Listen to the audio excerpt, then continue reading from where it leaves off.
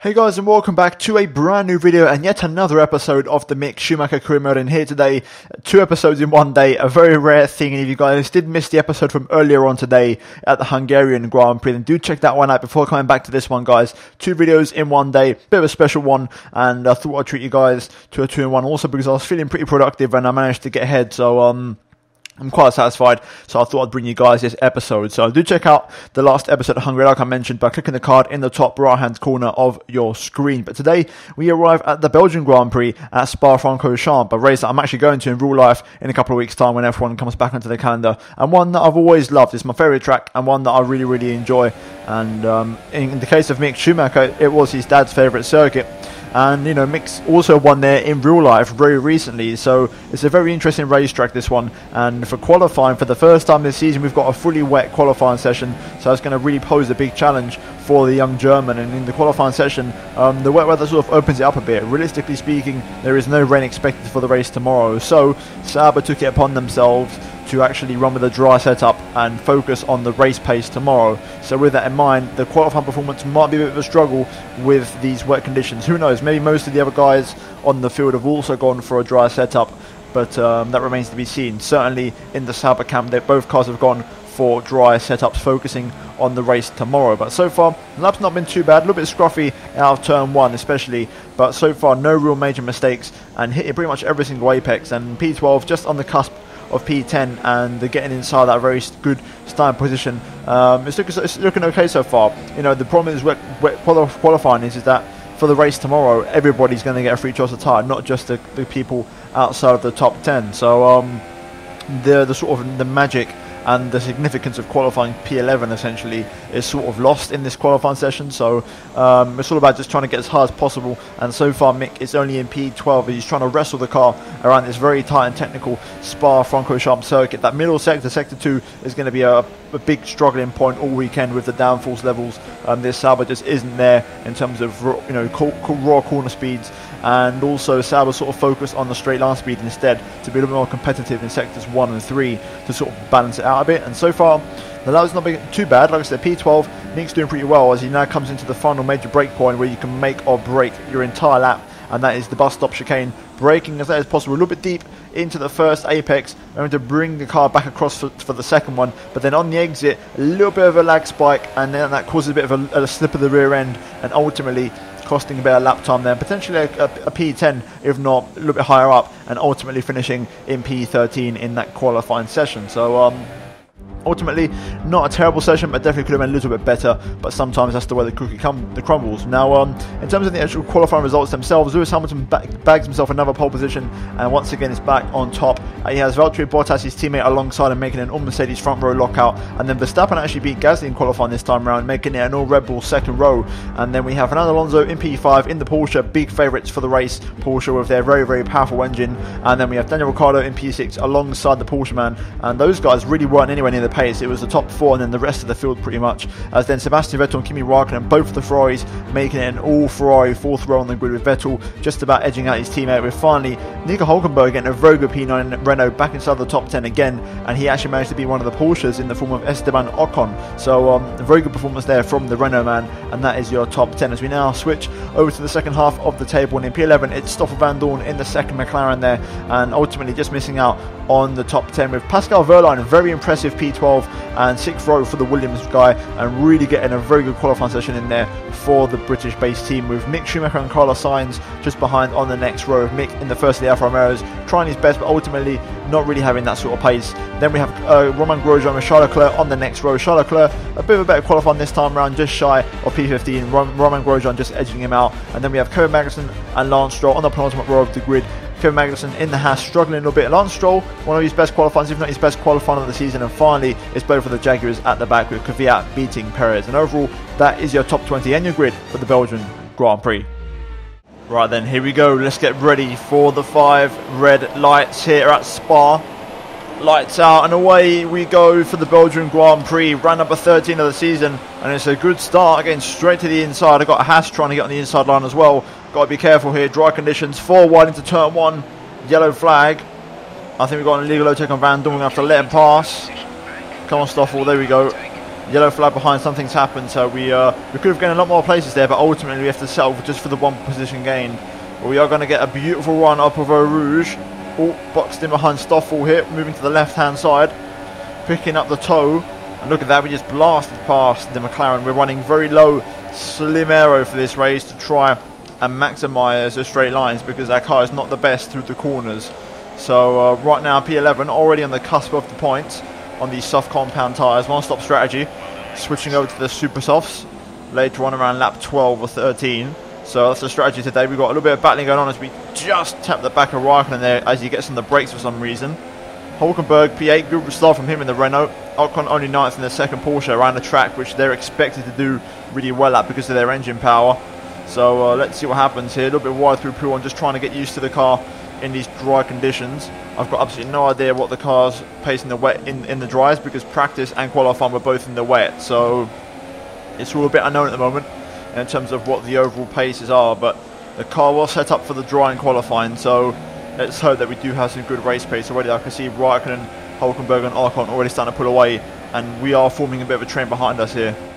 This lap's been a lot better. We've found some race pace and we've managed to pull away from Stoffel Van Dorn. A second sector especially, very nice and competitive, which is exactly what you want. Right now though, Kimi has got past Ocon here, so Kimi already getting on with it in the Ferrari, looking pretty quick. And let's see how this all shuffles out. I want to make sure I'm within DRS. Everyone's setting fast as absolutely Grand Prix.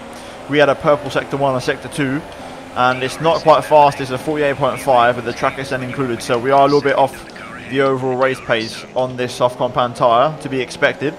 But we're going to get DRS on Ocon here, so I'm not sure we'll get a chance because of that Porsche being so quick in a straight line, but it means we're going to stay in contact with the top 10 and not lose out massively to these guys. However, looking at it, we are not dropping back anymore now from Ocon, and Ocon seems to be just grasping onto some Raikkonen slipstream, but we are gaining a little bit, so if we can get closer next lap we might have a chance at getting past the Porsche driver. Raikkonen currently having a go at Nico Hulkenberg in the Renault there, so it's all kicking off here at Spa early on. Action everywhere you look, as the leader as well is holding up a massive train of cars, so this is looking good so far. Exact same situation as the last race, the leader holding up quite a lot of guys here, which is basically helping us out on our strategy. So let's see, I'm also curious to see what cars started on softs, which one started on super softs, and which one started on mediums. Because of the wet qualifying, the strategy is wide open, so it's very intriguing, this race, and very interesting in the sense that you're not going to know what's going to happen until you get to the checkered flag pretty much. Oh, we've got a yellow flag and a virtual safety car has been deployed. Not ideal, it's going to ruin my chance of having to go Ocon up Eau Rouge, which is unfortunate, but Raikkonen just managed to get past up Hulkenberg just before the VSC came out, so Raikkonen's gained a place. We are still on the cusp of 10th place, but I feel like we've got some good race pace.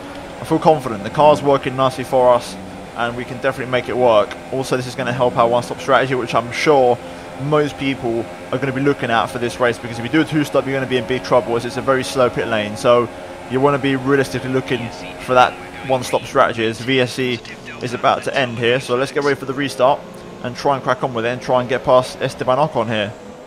Right then, I'm going to try and do some rich mix here. It's a little bit annoying that Ocon has DRS off of Hulkenberg, I think, so we're not going to get the best chance of getting past, but the rich mix is going to help me carry that extra speed. Rich mix is so powerful in this mod, and it really helped me carry that speed for Eau Rouge. Ocon doesn't have DRS on Hulkenberg. He did in the home straight, but not on this back straight, on the Kemmel straight. We're going to look for the move here, but Ocon just closes the door on us, and we get a little bit loose mid-corner. We have to get out of it to get on that curb. So we're going to just have to get out of it there. Hulkenberg now has car problems. Sainz was the one that retired just now and caused the VSC, and now Hulkenberg's got a right rear puncture. That's the reason. And there we go, we're going to gain a place and go up into P10. Unfortunate for Hulkenberg, who's been driving so well this race, but a right rear puncture for the German driver in the Renault, and we're now in the points. And hopefully now we'll actually get a proper crack at Ocon and see if we don't have any slipstream off of Hulkenberg. So let's try and catch up to Esteban here. Okay, we've got a car in the pit lane. It's Max Verstappen who's come in off of those ultra softs, and he's going to be at least on a two-stop strategy unless he can get them softs to the end, which would be a bit of a stretch. So potential two-stopper there. Now P9. We're looking good at the moment. Second car in the pit lane, Sebastian Vettel, the other man on ultras, who comes in potentially on a two-stop strategy. Now we're into P8. Alonso was setting the fastest lap last time round in the Porsche, so I think he might be leading the race. I'm not 100% sure, but He needs this win, and right now he's doing his absolute best to try and do so. He's managed to pull away from the massive train of cars now, so he's doing his thing up front and making sure he can bounce back after 2 absolutely shocking DNFs and poor results for him in this championship. But right now we're looking good on these tyres. Tyre wear is a little bit higher than I expected, but it's still manageable. I reckon we can get to lap 12 or 13 with these and then come on for the super soft, so it's all looking okay so far. Another personal best, looking good so far. We're pretty much matching Ocon's pace, if not maybe losing a little bit, but it's nothing major. We're actually pulling away from Van Dorn, who's behind me, so everything's looking okay so far. If we just keep his pace up until we come in, then I might be semi-competitive and we might have a good chance of doing something this race. Definitely not as spectacular as the last few, but we've got to try and aim for at least maybe something like P7, P8 and then hold on to those lower points. Yellow flag behind, someone's had a problem. Pascal Wehrlein out of the race in the Williams after such a good qualifying and such promising pace in the Williams, and potentially on for points this weekend. He's out of the Grand Prix. Very unfortunate for the German there.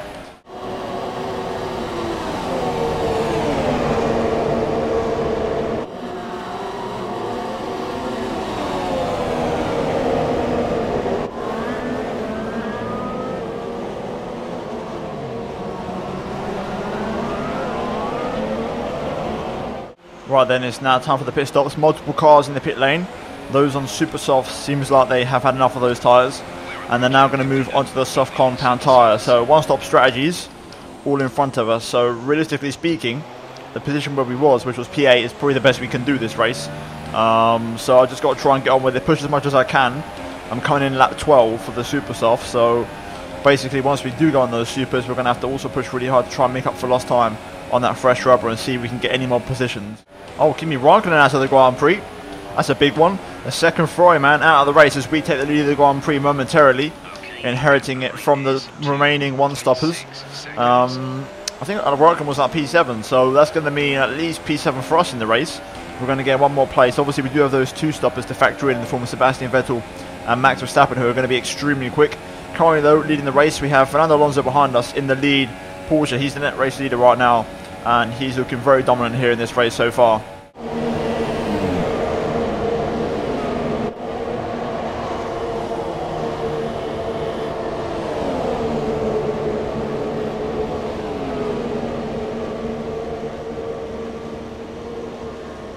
Okay, then here comes Fernando Alonso, net race leader, DRS enabled. He's going to be pretty damn quick in the straight line. I'm going to go defensive a little bit as he is my championship rival to try and fight him and try and put him off a little bit, but he's just going to have that grip on those fresh soft tyres. He's gone around the outside and made it work beautifully.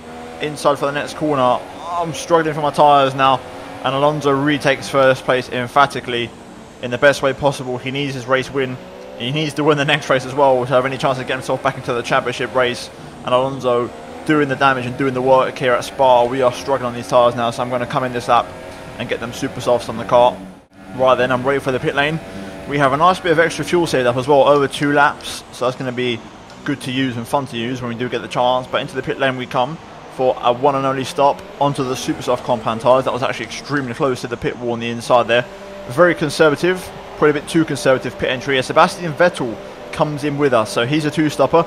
He's in the pit lane, so it's going to be a bit of a pit stop battle here, and I'm relying on the boys to do a good little stop and keep me out ahead of Vettel. We're going to be in the exact same tyres, so we're going to have track position over the Froyman. 2.8, good stop, and we rejoin in front of Sebastian. So critical pit stop there from the Froy crew, as they could not get us ahead out of the Alfa Romeo crew. So the boys doing a good stop. Vettel's going to come out neck and neck with the car behind him, but I think he's just going to be in front. We're going to have a little bit of a cushion, but right now we're P7. This is our net position right now in this race, and this is probably the best we can do. So anything else is going to be a real challenge. I think we're going to need another retirement up front, because P7 is going to be realistically the best we can finish this race, and it's going to be a battle to try and keep Sebastian Vettel and Max Verstappen behind us. So that's going to be the challenge now for remaining laps in this Grand Prix. Okay, then we have Max Verstappen in the pit lane, so we are actually going to be in P6. That's our net position after all the retirements taken into account. Verstappen coming in the pit lane, he's gone to the fresh super softs. He's going to re-jump behind both myself and Sebastian Vettel. So now the battle begins. Vettel's right in the back of me. I'm going to crank it up to rich mix and try and see if I can stay ahead. I know with rich mix I've got a good chance, but once the rich mix runs out, we might be in trouble. So P6, it's going to be a real challenge to hold on to this position, but I feel like I can do it. I think we've got the pace. Just got to believe a little bit and try and also defend nicely and keep our car placed in the right places. I'm using rich mix on the straights to not allow Sebastian to close up. That Ferrari is bloody quick in a straight line, but the rich mix is keeping me ahead quite nicely at the moment. And it's the fastest lap of the Grand Prix. Quite impressive, albeit rich mix assisted, but you know, they all count. So right now, we keep up this pace, we might actually have a chance of catching Ricciardo here. So it's critical that we don't lose too much time battling with Sebastian. It could be another position up for grabs here if we play our cards right.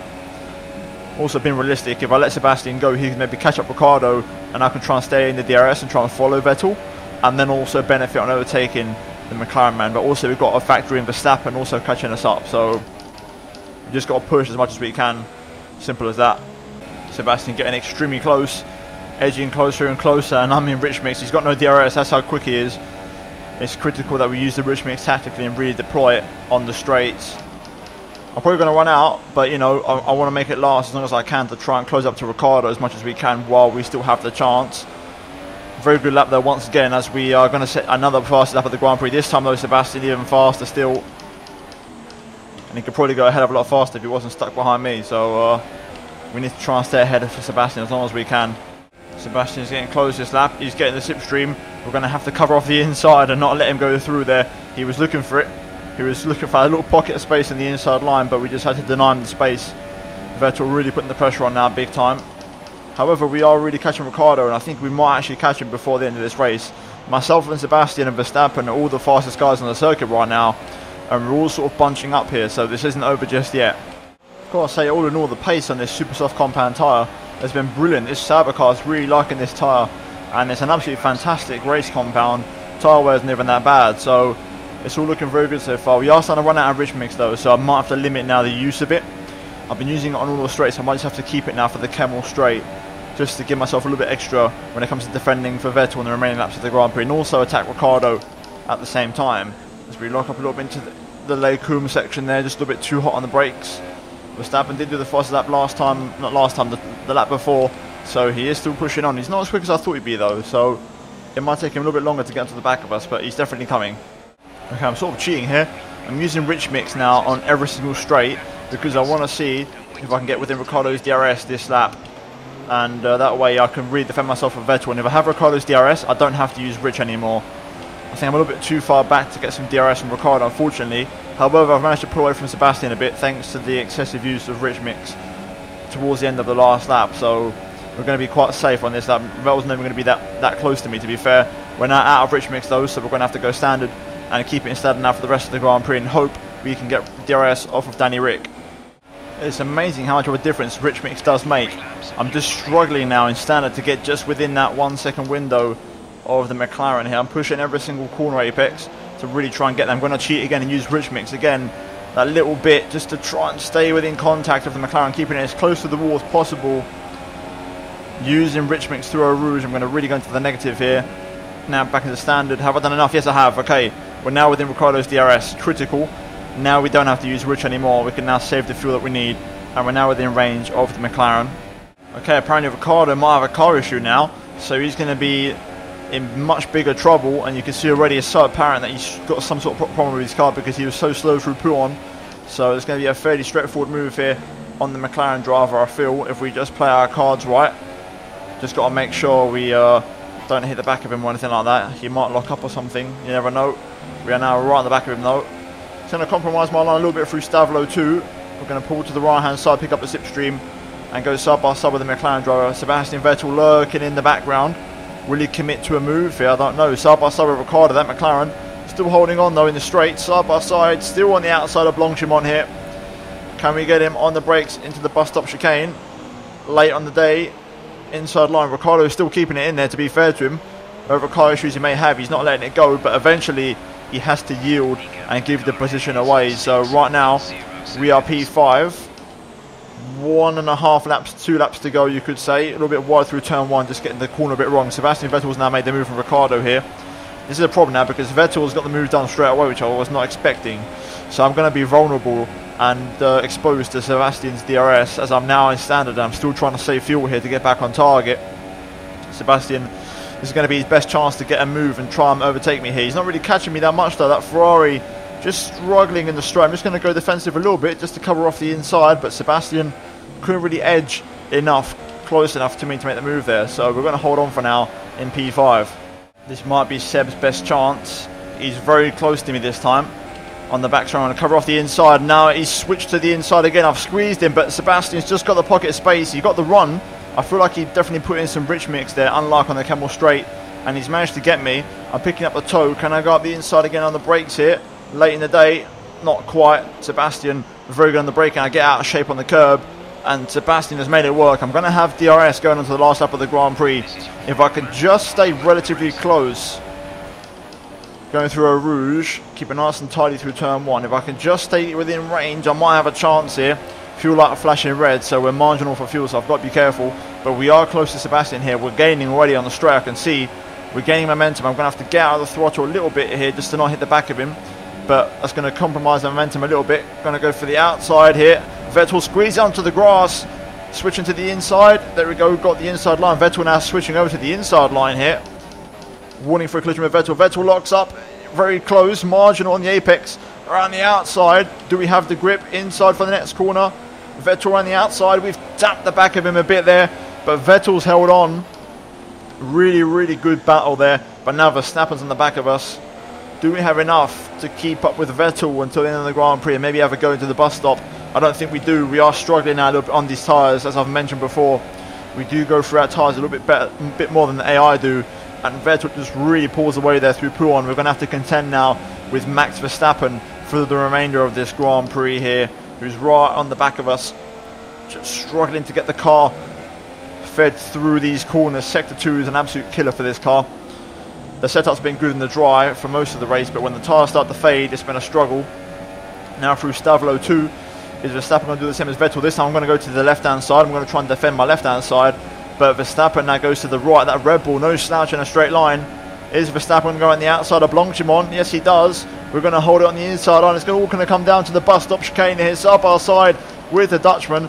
Do we have enough grip on the outside line, running very deep on purpose to carry over the inside line for the second part of the chicane? But Verstappen just picks up the traction and he's going to edge it out and he's going to get us for P6, and ultimately we finish P7, losing 2 places on the last lap of the Grand Prix, but ultimately it was to be expected. Still a good race nonetheless. So looking at the final race results, Fernando Alonso wins again at Spa and he's back on top, bouncing back in the best possible way, winning a race and getting a full 25 points. Valtteri Bottas also, after retiring at Hungary, getting second place. So both of the retirees who suffered major championship blows in the last race bounced back straight away and they score the best possible positions. Lewis Hamilton in P3 and he rounds off the podium with Pierre Gasly in P4 in the first of the Red Bulls. Sebastian Vettel P5 in the end and Max Verstappen P6 after starting from P3. Disappointing race for the Red Bull driver. Vettel and Verstappen both on 2-stop strategies. Mick Schumacher in P7 ahead of Daniel Ricciardo, who also was on a 1-stop strategy, but ultimately car issues compromised the end of his race. Esteban Ocon P9 in the second Porsche, and Romain Grosjean rounds out the top 10. Charles Leclerc P11, unfortunately just missing out, and he started P16, finished P11, and was also on a 2-stop strategy. So Charles Leclerc actually had some pretty good race pace, but ultimately tyre wear compromised his race. In terms of the Drivers' Championship though, the gap at the top comes back down as Alonso, with that win, gets himself back in contention. 6 points behind Mick Schumacher and also overtakes Hamilton in the process and retakes P2. And it's still close. Vettel also gains points back on Mick Schumacher, as does Pierre Gasly and Valtteri Bottas and Max Verstappen. So all of those guys gaining points. Raikkonen retiring from the Grand Prix today, ultimately losing out majorly on points. But you know, it's really close, and you know, one retirement or one issue can really swing the championship any way you know you can think of it happening. So it's still all up for grabs. There's still a couple of races left, so anything can happen. In terms of the constructors, though, you can see Mercedes now lead the way by 22 points and overtake Ferrari in the process by scoring a 2-3 finish and scoring a big amount of points. Porsche P3, 9 points behind Ferrari, 31 behind Mercedes, and then we have Red Bull 38 points behind Mercedes and 7 behind Porsche. And now Sauber just starting to drop off a little bit, 55 points off at the top of the table as McLaren start to pick up some traction and some momentum. But you know, all in all, it's looking like the constructors now is a top 4 race. Sauber just struggling to keep up. Unfortunately, Leclerc not scoring enough points finishes, and the car just not good enough to really score those sort of consistent podiums. But overall, That's been it for this episode, guys, of the Mick Schumacher Career Mode. And if you did miss the one upload earlier on today, then like I said, check out the link in the description down below, or click on the card in the top right hand corner of your screen. Also, do get subscribed for daily Formula 1 and MotoGP content. Like this video, and do check out these 2 videos on screen, guys, if you have missed them. But other than that, thank you so much for watching. I'll see you in my next video very soon. Goodbye.